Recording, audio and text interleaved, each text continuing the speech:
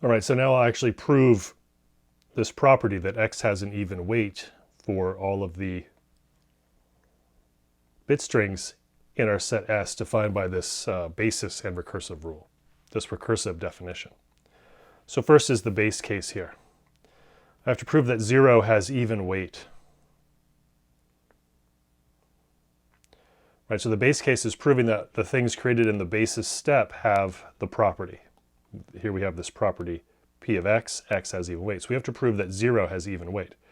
Well, let's see, 0, the weight of 0, right, is the number of ones in the string 0. Well, there's none of them, so there's 0 ones in there. And 0 is an even number, so that's the proof. So 0 has weight 0, which is even.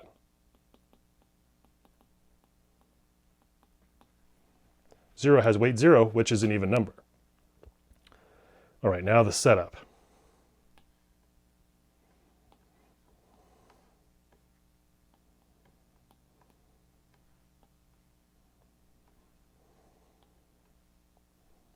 Now the setup for the inductive step. So we suppose y was created by one or more applications of the recursive rule. I don't know where y is. This could be my y, or y could be in recursive rule stage recursive rule 1000. We just don't know where it is. But let's just say it's this one. So if y was created by one or more applications of the recursive rule, let's say so 2, recursive rule 2, that's 2 applications of the recursive rule. As long as it's one or more, we're okay. And now we say, okay, so now we have to say, okay, what was it that created y? Well, it was this x.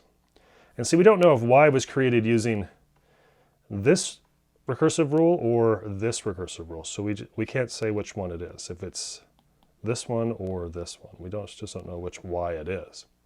But it doesn't matter, because there's only 2 ways that you could get y. You could either get y this way or that way.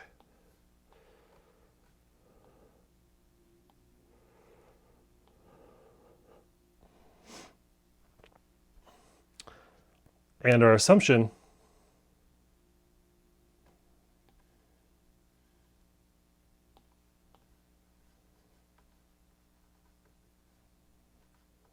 which I'll put over here.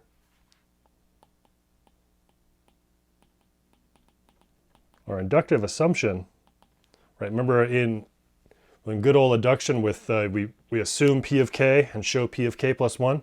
So we're going back to the thing that came before. Same idea with this one, we're going back to the thing that came before, that's x. So we assume that x has the property, x has even weight.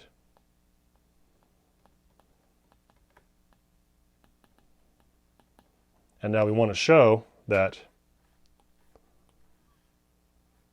y has even weight.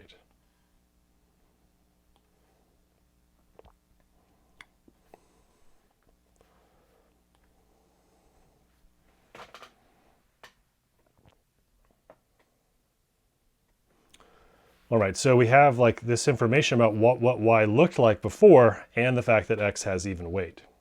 Okay, so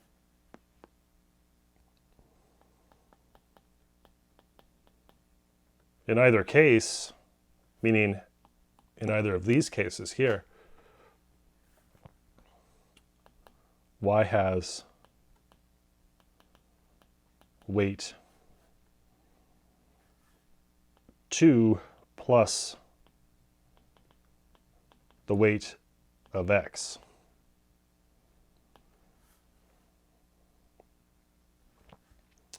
And now by the assumption,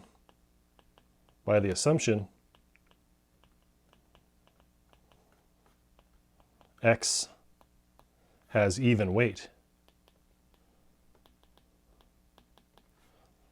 By our assumption, x has even weight.